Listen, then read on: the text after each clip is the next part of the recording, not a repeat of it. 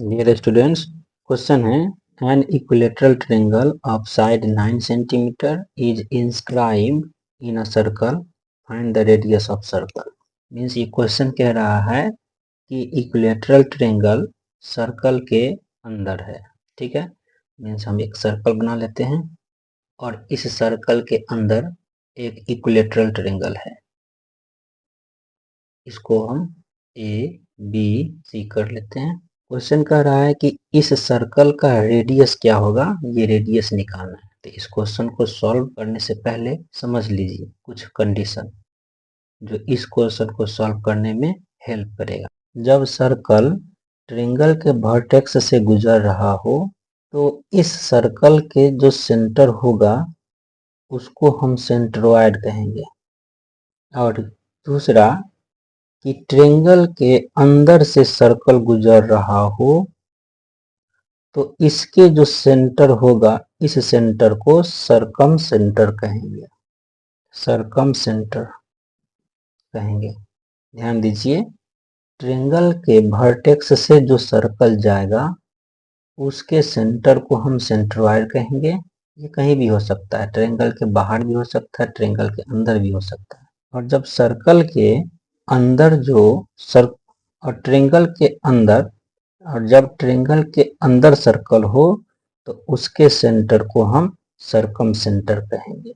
Okay dear students, equilateral triangle dear students equilateral triangle में circumcentre और centroid का point coincide कर जाता है, मीन्स एक ही पॉइंट होता है। तो हम यहाँ से जो एक मीडियन खींचेंगे, ये मीडियन को हम डी मान लेते हैं। तो एडी पे यह सेंट्रोइड और ये सरकम सेंटर दोनों एक ही पॉइंट पे आ जाता है, मीन्स ये मान लेते हैं, इस पॉइंट को मान लेते हैं ओ। और सेंट्रोइड में जो रेडियस बनेगा, सेंट्रोइड में जो रेडियस बनेगा ये है रेडियस, और सरकम सेंटर में जो रेडियस बनेगा वो ये है रेडियस या ये रेडियस। तो इन रेडियस के रेशियो मीन्स इसका और इसका रेशियो 2:1 होता है, और इसी से हम इसको सॉल्व करेंगे, यही समझाना था।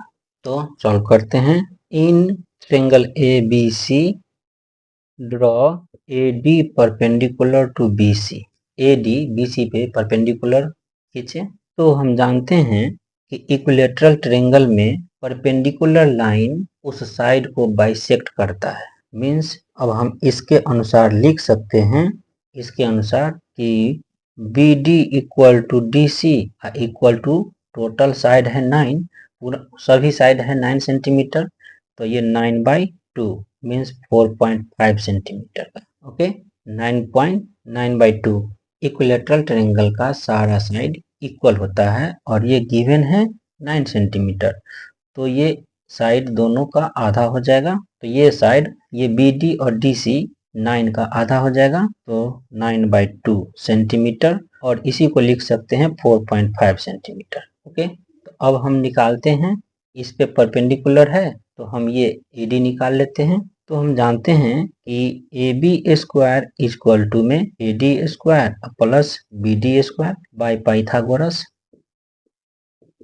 AB का वैल्यू 9 है तो 9 का स्क्वायर, AD का वैल्यू निकालना है तो AD स्क्वायर रहने देते हैं, और BD का वैल्यू ये हमें 9/2 है तो 9/2 का स्क्वायर कर देते हैं। ओके, तो AD स्क्वायर इक्वल टू 9 का स्क्वायर 81, उसमें से ये घट जाएगा 81/4। ओके, अब हमें AD स्क्वायर इक्वल टू लिखेंगे तो ये 4 से मल्टीप्लाई कर लेते हैं, 4।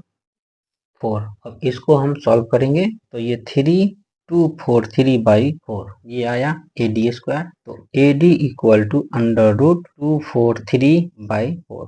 इसका जब स्क्वायर रूट निकालेंगे मीन्स यह 81 इंटू 3/4 आ जाएगा। तो 81 का स्क्वायर रूट 9, 4 का वैल्यू 2 और √3, तो हमें AD का वैल्यू 9√3/2 आया। ओके, अब हम लिखते हैं, वही कंडीशन लिखेंगे कि इसका सेंट्रोइड और सरकम सेंटर 2:1 के रेशियो में बांटता है। तो लिखेंगे in an equilateral triangle the centroid and सरकम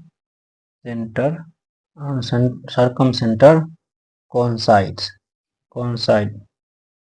and they divide in the ratio 2:1.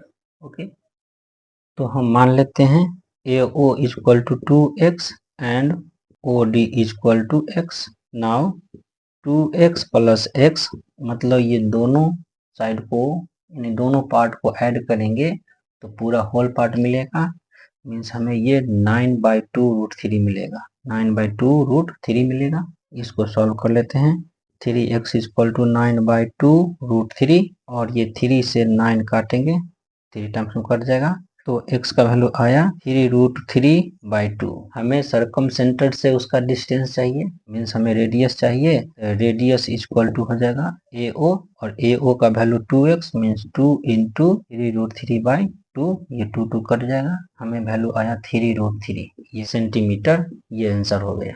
Question है to circles of radii 10 centimetre and 8 centimetre intersect each other and the length of the common chord is 12 centimetre and the distance between their centers। ये question को हम solve करते हैं। इसके लिए हम circle बना लेते हैं। कह रहा है कि दो सर्कल है, रेडियस अलग अलग है, मीन्स हम ऐसे एक सर्कल ये बना लिए और एक सर्कल इसको इंटरसेक्ट करने वाला सर्कल बना लेते हैं। ये इसके सेंटर को हम P मान लेते हैं और इसके सेंटर को Q मान लेते हैं और ये दोनों कॉमन कॉर्ड है, यहाँ से यहाँ तक मिला देते हैं। सर्कल का रेडियस है 10 सेंटीमीटर और छोटा का रेडियस है 8 सेंटीमीटर, तो हम इसको मिला देते हैं यहाँ से यहाँ और इसको यहाँ से यहाँ। ओके, तो क्वेश्चन कह रहा है कि इन दोनों के सेंटर से क्या डिस्टेंस होगा, ये डिस्टेंस पूछ रहा है। PQ क्या होगा, तो हम इस पॉइंट को A और इसको B मान लेते हैं और इस पॉइंट को C मान लेते हैं। PQ जो इन दोनों के बीच का डिस्टेंस है,